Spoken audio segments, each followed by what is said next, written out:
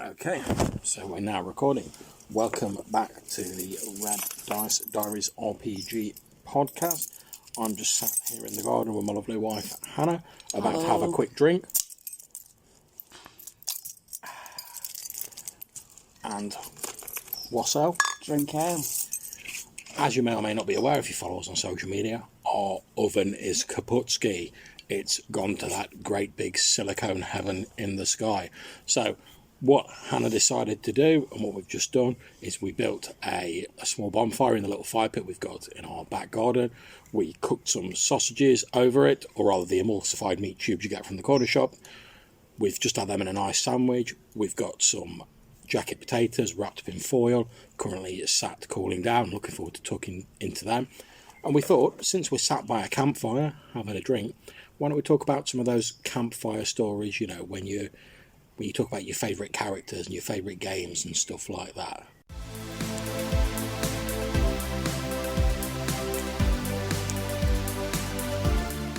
And since this weekend, for the last 15 years, pretty much, we would have been at our regular LARP event.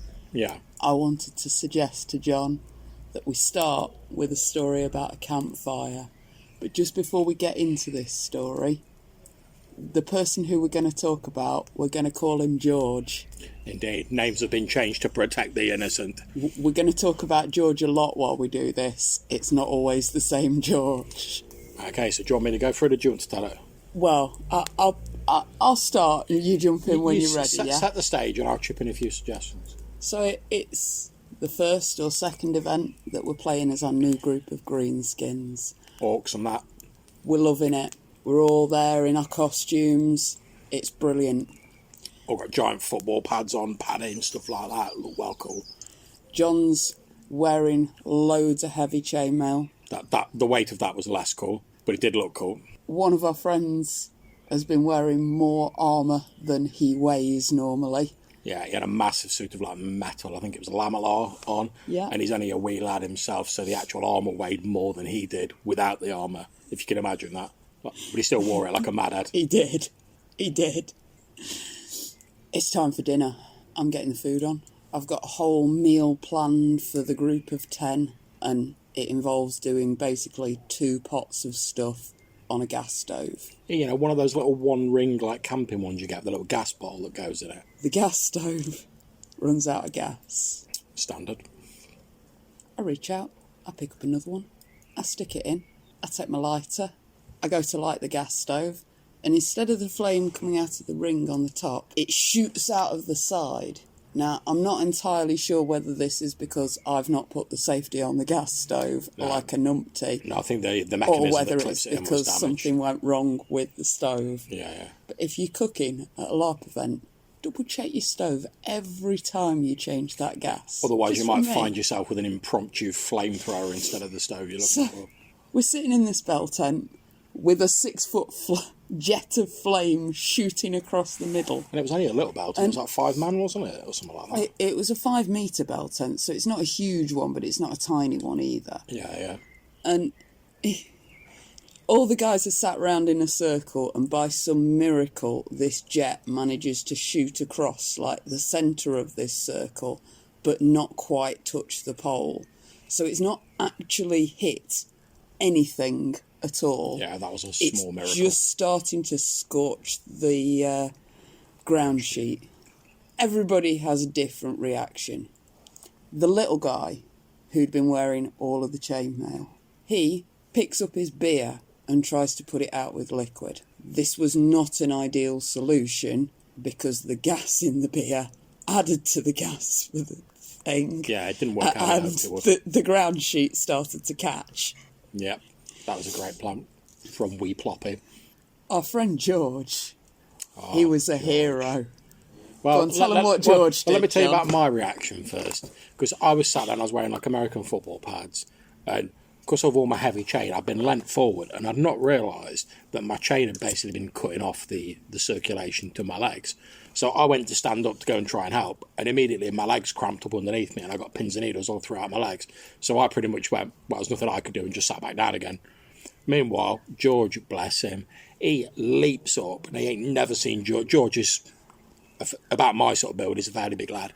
And he was out through that tent door like you ain't never seen anyone move quickly. Then as he goes through the door, I don't know whether he did it by a reflex or what he was thinking. Or whether I'm not even sure he actually did he it. most certainly did. He most that certainly did. Because we told that story so many times. He went out through the tent flap, and whether it was by instinct or whether he wanted to sacrifice us to the fire god so he could get away, he zipped up the tent and then like dashed off across the field like he was Speedy Gonzales. So George having zipped us inside, I'm panicking at this point, and I don't normally panic about this, and I'm normally very good with fire, but I like my fire to be like in logs, like the one we've got here. Gas flames, not so much. And I was in quite a flammable costume, which I should have thought of before I started cooking. Luckily, we were saved by our friend Bongle, who he had sort of like a mech boy style sort of kit, you know, big welding mask, stuff like that, and his costume just happened to have these huge welder's gloves. So he literally picked up this thing, which was now entirely on fire, which was like a flaming mass of metal, just picked it up in his hands, walked outside, and proceeded to stamp the living shit out of it on the grass. By this point in time, I'd massaged some blood back into my legs, and I was heading out of the tent. And our other friend, also a true hero in this situation, picked up his blanket, which I believe he's still got, and used it to help me snuff out the rest of the flames that were on the floor. Indeed. So I head outside to see Bongle, and he's literally stood over what looks like a tiny car has just crashed into something. It's just it looks like someone's taken like a piece of paper and scrunched it up. And he went, yeah, it'll probably be all right. You probably still be able to like unbend it and use it. And I was like, nah, Bongle, it's gone, mate. It's gone. And that is the story of how George tried to heroically sacrifice us to the fire gods, and how we manufactured an impromptu flamethrower in a tent. Good times, good times. He was a hero in the line of fire.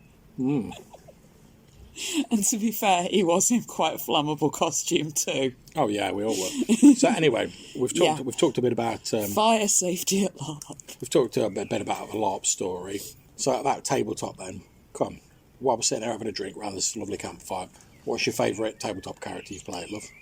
See, the thing with me and tabletop is that I've played so many fantasy games that I have like 3 stock characters that I use for fantasy games, and they are like generic healer medic type, whatever the system allows, bard or barbarian, preferably barbarian cat girl. Yeah, I'm never sure why people like playing cat people. I don't get it. Because in spite of the fact that I've never actually played one at LARP or made a cat outfits look cool. Humanoid cats look cool. Doesn't really do it for me. Except in the, 2019 movie. That movie requires a great deal of alcohol to enjoy. She means the modern remake of Andrew Lloyd Webber's Cats, which is dank. I very much liked the barbarian cat girl that I played in the game that you ran, where we did quite a bit of time travel and stuff. Yeah. I was just a barbarian from the lion tribe. It was like a totem. But then at some point I managed to wangle lycanthropy, and I was like, I'm going to be a were-lion. There's stats for him in the book and everything. Were-lion. And unfortunately, this did mean that I was so utterly rock hard that if the player group faced any challenge without my character present, it was going to be a lot scarier than would normally be the case. And if they faced a challenge with my character present, I generally just walk up and splat it. See, this was in my youthful days of GMing, where when my significant other said they wanted to play some like weird, ridiculous combo, my by now stock response of no, fuck off, hadn't yet formed.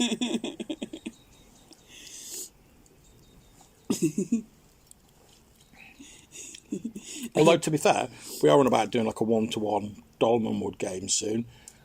Gavin Norman's kindly let me in on the play test, so because I can't run another full game, just ain't got the time or the 3 days. I'm on about running a one-on-one game with Hannah in the Dolmenwood. Might try some of like the weird races and classes and whatnot from that. To be honest, it's an idea I got off a guy called Mike, Chicago Whiz Online, who in his blog runs a one-to-one game with his missus. Mm-hmm. I've been thinking for a bit, that might be an interesting idea, you know. Give us something a bit different to do rather than watch telly and whatnot. Yeah, it'd be fun to do. I'm looking forward to giving it a try. Yeah, likewise. I'm also looking forward to coming up in my Star Trek game. One of the other GMs is going to be taking over, and I'll be playing. Yeah, because you're like round robin sort of GM, aren't you? Go on, ask me what my player character is. It's going to be like a cat girl or something. Something a gang like that, or a Klingon or something. It's Cation. I don't know what that is. Is that a cat girl? Yeah. Right. What am I playing in Scum and Villainy, John? Oh, the medic. What do I play when we LT? Healer 2, Rituals 1.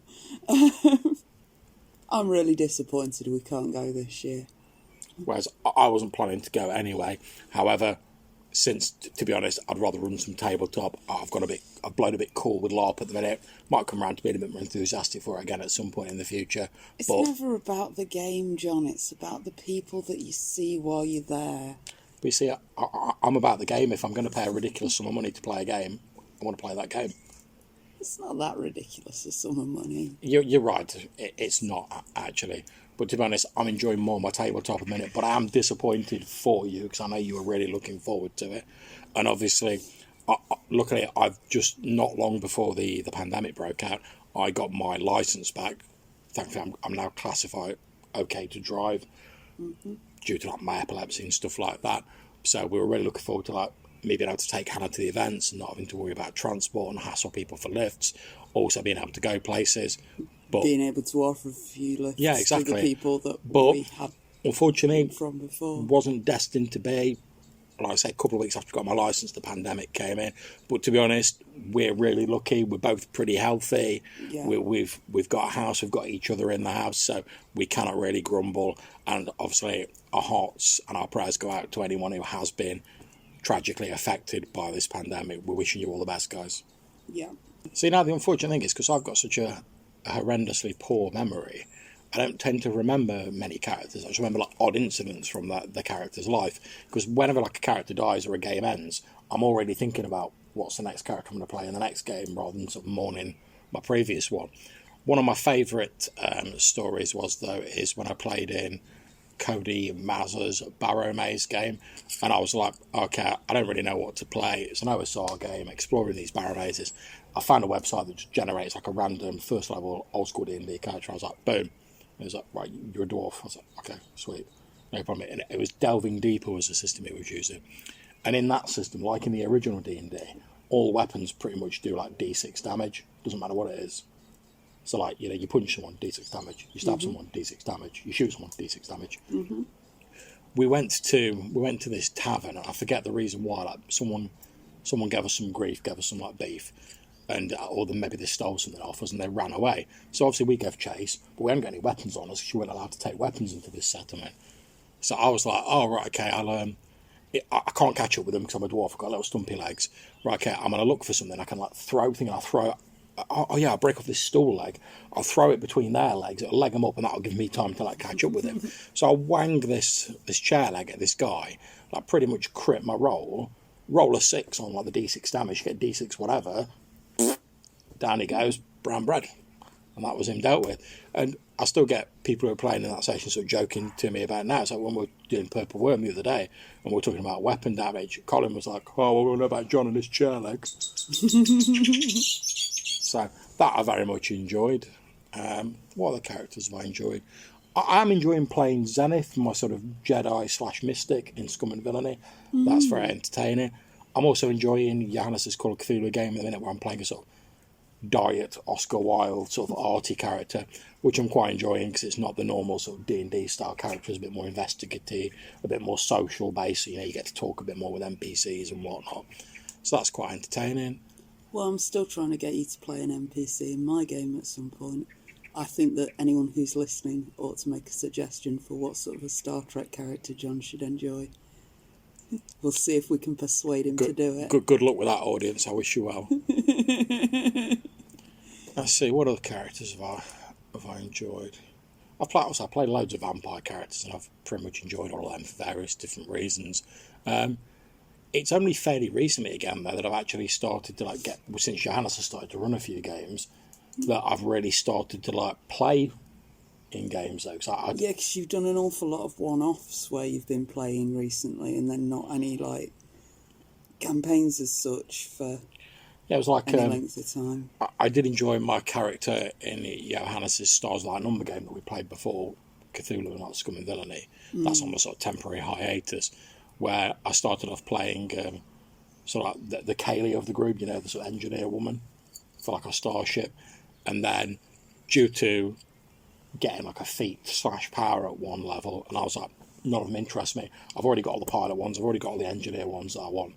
And Johannes is like, well, have a look at this unique one, because that means you and the GM work out what's going on. And we came up with my character being like a secret Cylon, being like an AI. And on the last session of the campaign, we basically taken some nanobots out of like my character's body and like re-engineered them. And I programmed them so that when these nanobots got into someone, almost like the Borg, but they didn't like rewrite you physically. All they did was they rewrote your mind, so it was an exact copy of my mind in your original body. All right. So if I infected you, you'd be John, but still looking like Hannah, but mentally you'd be John. Okay. So, and the players were like, all right, okay, yeah, this is like our emergency like measure. Like we're not just going to like, fire this off randomly. And then they left me sort of sat at the base, and they went away to do something. And they're on the comms to me, and they're like chatting away. And I can't remember what Dennis said, but Dennis said something. He was like the leader of the group. He said something that was basically like, oh, I don't think we've got much chance of getting out of this. And I was like, right, I understand. So fired this missile off. It hit the base, like sort of past the player characters who were headed towards the base. Hit the base, exploded. They got there and they were like, oh, because they didn't know where it come from. And I thought, what's going on? I was like, there's like minimal damage. And when they turned up, all the people who'd been our enemies who were like inside were coming out, and they were like, oh, hello, how are you? Oh, it's good to see you all again, because they were all me. And then while they were dealing with that, like I accidentally, in inverted commas, like leaked a load of the rest of the nanobots into the base we were in, so that all of our people got reprogrammed to be me. And I was like, well, it's not my fault that like these humans obviously didn't load the canisters correctly. So we had like a sort of mini nano apocalypse at the end of the game, which was quite good fun. I enjoyed that. Oh dear. So that's it for this episode of Red Dice Diaries RPG podcast. We hope you've enjoyed our campfire stories, and we'll see you next time. If you want to get in touch with us, you can leave a voicemail using SpeakPipe, address in the episode description, or you can leave us an email. The address is rddrpgpodcast@gmail.com. Take care, stay safe, and keep gaming.